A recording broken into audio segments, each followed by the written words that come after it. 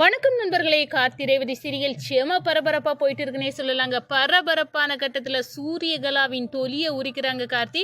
எங்கள் அம்மா நினைவா சாப்பாடு போட இடத்துல விஷத்தை கலந்துருக்கிறது நீதான் அப்படின்னு எனக்கு நல்லா தெரியுதோ. முதல்ல நான் உன்னை கவனிக்கலை. நீ இங்கேருந்து தான் குட்டையை கிளப்பின மட்டையாட்டு குழப்பிக்கிட்டு இருக்கிறியா. உன்னை அடித்து விரட்டது தான் என்னோட வேலை அப்படின்னு அந்த இடத்துல சூரியகலாவின் உண்மையான முகத்திரையை கிழிக்கிறாங்க. இவ எங்கேருந்து பிடிச்சிங்க அத்தை? இவ எங்கள் அன்னை வாழ்க்கையில் மண்ணலி தட்ட நின்ன இவளை நீங்கள் இப்போ எங்கேருந்து கூட்டிகிட்டு வந்தீங்க? டேய் வாயை மூடுடா. இவ என் வீட்டுக்கு கெஸ்ட்டா? இவ எவ்வளோ பெரிய பித்தலாட்டக்காரின்னு எனக்கு தெரியும். என்ன மாப்பிள்ள சொல்லுறீங்க? சூரியகலாவா உங்களுக்கு முன்னமே தெரியுமா? ஆமாம், இவ ஒரு தில்லாலங்கடி பண்ணி எங்கள் வீட்டுக்கு மருமகளாக ஆயிடலான்னு நினச்சா. ஆனால் நான் ஓட விட்டு தெறிக்க விட்டுட்டேன் இவளை அப்படின்னு அந்த இடத்துல சூரியகலாவின் முகத்திரையை கிழிச்சிடுறாங்க நம்ம கார்த்தி. அதோட பார்த்தோம்னா அரண்டு போய் நிற்கிறாங்க நம்ம சாமுண்டேஸ்வரி. அம்மா இது என்ன அப்படின்னு நம்ம ரேவதி கேட்க நேரம், இந்த பாரு ரேவதி, இவனெல்லாம் இங்கே எம்டி அப்படின்னு இங்கே கூட்டத்துக்கு நல்ல இது காட்டு நீ காட்டிட்டான் அப்படின்னு சொல்ல நேரம், வாயை மூடுங்கம்மா, நீங்கள் உங்கள் கெஸ்ட்டுன்னு கூட்டிகிட்டு வந்தவங்க நல்லங்க இல்லை அப்படின்னு அந்த இடத்துல கார்த்தி புரிய வச்சிருக்காருன்னா நம்மளுக்கு நன்மை தான் செய்திருக்காவ. அப்படி இருக்க நேரம் இந்த சூரியகலாவின் தம்பி மருது மட்டும் நல்லவனா எப்படி இருக்க முடியும் அப்படின்னு ஒரு போடுறாங்க நம்ம ரேவதி. அதை பற்றி தான் இந்த வீடியோக்குள்ளே பார்க்க போகிறோம்.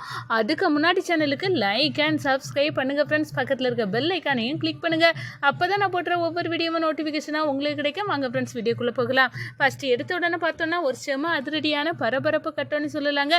பரபரப்பான கட்டத்தில் நம்ம பார்க்க இருக்க நேரம் தான் கரெக்டாக லைட்டு ஆஃப் பண்ணுறாங்க. அந்த கேப்பில் சைக்கிள் கேப்பில் நம்ம ரேவதி கையில் மோதிரத்தை போடுறாங்க. நம்ம மோதிரமும் ரேவதி எடுத்து நம்ம கார்த்திக்கு போட்டு விட்றாங்க.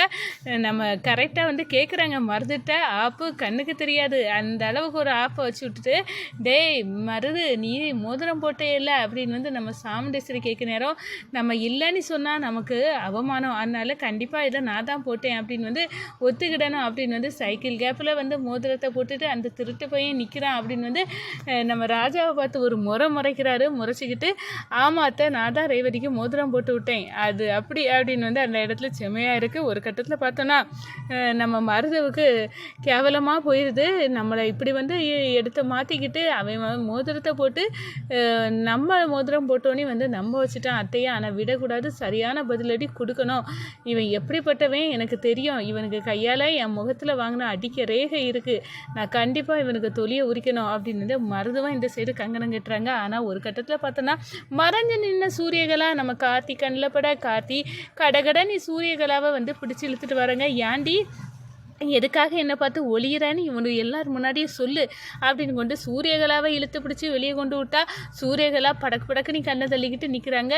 என்ன சூரியகலாவை இப்போ பிடிச்சி இழுத்து விட்ற அப்படின்னு கேட்குறேன். இவ என்னை பார்த்து தான் ஒளிஞ்சு நின்றுட்டுன்னா எதுக்கு நீ அவள்கிட்டயே கேளுங்க. என்ன சூரியகலா இவரை உனக்கு தெரியுமா? ஏன் தெரியாது அப்படின்னு அந்த இடத்துல போட்டு உடைக்கிறாங்க. இவ எவ்வளோ பெரிய பித்தலாட்டம். எங்கள் அண்ணன் வாழ்க்கையிலேயும் மண்ணை தூவ நின்ன இவளை நான் தான் கழுத்தை குத்தி அந்த நேரம் வெளியே விரட்டி விட்டது. அப்படிப்பட்ட இந்த சூரியகலா எப்படி இங்கே வீட்டுக்குள்ளே வந்தால் இப்போ இங்கே நடக்கக்கூடிய எல்லா பிரச்சனைக்கும் இவ தான் காரணமாக போல இருப்ப. நான் இங்கே நிற்கிறது இவ கண்ணில் படக்கூடாது. நான் பார்த்தா உண்மையெல்லாம் சொல்லிடுவேன் தான் இவ கண்டிப்பாக எங்கள் அம்மா அந்த சார்பாக நினைவாட்டு போடக்கூடிய அன்னதானத்தில் விஷத்தை கலக்க போட்டது இவளோட திட்டமாக கூட இருக்கலாம் அப்படின்னு அந்த இடத்துல தொலியை உரிக்கிறாங்க. சொல்லு, எங்கள் அம்மா சார்பாக உணவு போட்டுட்டு இருக்கேன்ல அதில் விஷத்தை கலந்தது நீ தானே. இங்கே நிற்கக்கூடாதுன்னு நீ பண்ணியிருக்க. எனக்கு நல்லாவே தெரியும். நான் இங்கே இருந்தால் எல்லாத்துக்கிட்டையும் உன்னை பற்றி உண்மையை போட்டு உடைச்சிருவேன் அப்படின்னு உள்ள பயந்து தானே நீ சேர சொல்ல போறியா இல்லையா அப்படின்னு சொல்லணும்னா என்ன நடந்துச்சு அப்படின்னு அந்த கேட்க நேரம், சாமுண்டேஸ்வரி உனக்கு ஒன்றும் தெரியாது, நீ பொறுமையாக மாப்பிள்ளையை சொல்லதை கேளு. மாப்பிள்ளை அவங்க அம்மா சார்பாக உணவு அன்னதானம் போட்டுட்டு இருக்காங்களா அதில் கொண்டு போய் இந்த சூரியகலா விஷத்தை கலந்துருக்கா அப்படின்னு சொல்லி அந்த இடத்துல கேட்க நேரம், என்ன சூரியகலா இவர் சொல்லது உண்மையா? ஆமாம் நான் தான் விஷத்தை கலந்தேன் அப்படின்னு சொன்னோன்னே, இவளை பற்றி உங்களுக்கு தெரியாது, எனக்கு நல்லாவே தெரியும். ஏன்னா எங்கள் குடும்ப வாழ்க்கையில் நாசாக்கிறதுக்கு வந்தவா இவளை தொலியை உரித்து எங்கள் வீட்டு மருமகளாகணும்னு உள்ள எண்ணத்தை நான் அந்த நேரம் தூக்கி எறிஞ்சேன். இப்போ இவ இங்கே போய் நிற்கிறா. இது யார் அப்படின்னு கேட்குற நேரம், எங்கள் தூரத்து சொந்தம் அப்படின்னு அந்த இடத்துல ரேவதி சொல்கிறாங்க. இந்த பட்டியமா உன்னோட சொந்தம் இப்படி நம்ம வீட்டுக்கு எவ்வளோ பெரிய தவறை பண்ணியிருக்கு. ஆனால் இவளோட அண்ணன் இந்த மருது இவன் மட்டும் நல்லவனாக இருக்க வாய்ப்பில்லைன்னு அப்படின்னு தான் எனக்கு தோணுது அப்படின்னு வந்து நம்ம சாமுண்டேஸ்வரிக்கே வந்து ஆட்டங்கான வைக்கிறாங்க நம்ம ரேவதி. கண்டிப்பாக இவரும் நல்லவராக இருக்க வாய்ப்பில்லை அப்படின்னு நம்ம தோணுது அப்படின்னு சொல்லிக்கிட்டு நம்ம ரேவதி வந்து கார்த்தியை கட்டிப்பிடிச்சி இவர் தான் என் புருஷன், இதில் எந்த மாற்றமும் இல்லை அப்படின்னு வந்து அந்த இடத்துல சொல்லது மாதிரியே அடுத்த நிகழ்ச்சி நடக்க போகுது. ஏன்னா வந்து ஜல்லடையால் வந்து நிலாவை பார்த்துக்கிட்டு தன்னோட புருஷனையும் பார்க்கணும் அப்படின்னு வந்து புருஷனை ஆக போகிற நம்ம கார்த்தியை பார்க்க காவல் இருக்கிறாங்க நம்ம ரேவதி. அந்த நேரத்தில் தான் மருது நிற்கிறாங்க. மருதுக்கு சூளை ஏதோ ஒன்று கடக்கு முடக்குன்னு ஓடுனது மாதிரி இருக்குது. மருதுக்கு நிற்க கூட முடியலை. ஒரு கட்டத்தில் ரேவதி கரெக்டாக நிலாவை பார்த்துக்கிட்டு அந்த ஜல்லடை வழியாக என் புருஷனை ஆக போகிறவரை நான் பார்க்கணும் அப்படின்னு வந்து அந்த இடத்துல தூக்கி வைக்க நேரம் தான் மருதுக்கு காலில் சூவில் இருந்து ஒன்று கடிச்சு இருக்க அதை குனிஞ்சு பார்த்தாரு. அதே நேரத்தில் நம்ம கார்த்தி அழகாக அந்த ஜல்லடை வரையில் ரேவதியை ஒரு பார்வை பார்க்குறாங்க. அந்த பார்வையிலே சொக்கி போகிறாங்க நம்ம ரேவதி அப்படின்னே சொல்லலாம். இந்த சைடு பார்த்தோன்னா நம்ம ரேவதி ஜல்லடையால் வந்து நம்ம கார்த்தியை பார்க்குற வந்து பார்த்தா அப்படியே வயிற்றறிச்சல் அடைகிறாங்க. நம்ம சாமுண்டேஸ்வரி என்ன மாப்பிள்ளை மருதுவை பார்ப்பாருன்னு பார்த்தா மாப்பிள்ளை குனிஞ்சு கிடந்து சூக்குள்ளே என்னது விரல் விட்டு தேடிட்டு இருக்காரு.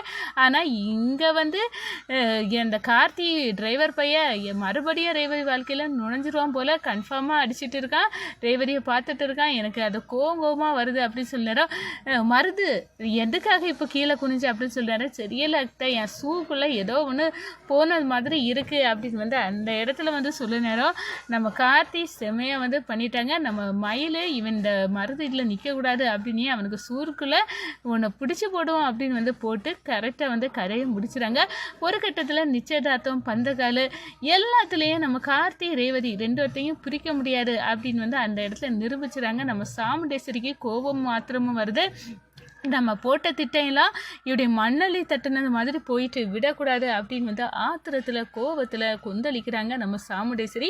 இந்த சைடு பார்த்தோன்னா நம்ம ரேவதிக்கு ஏகப்பட்ட சந்தோஷம். எனக்கு வந்து உண்மையாட்டே இந்த மருதுவை பிடிக்கலை, எம்டி மட்டும் என் புருஷனாக வந்தால் நாங்கள் ரெண்டு பேரும் சந்தோஷமாக வாழலாம்.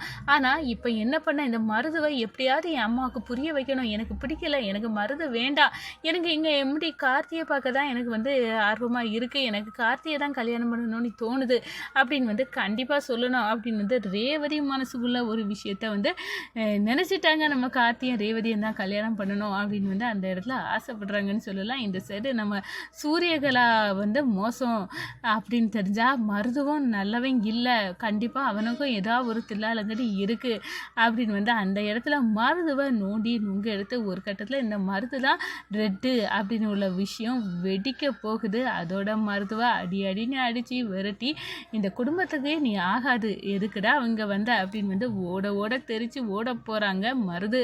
அதை நம்ம ரேவதியை அடித்து விரட்ட போகிறாங்கன்னு சொல்லலாம்.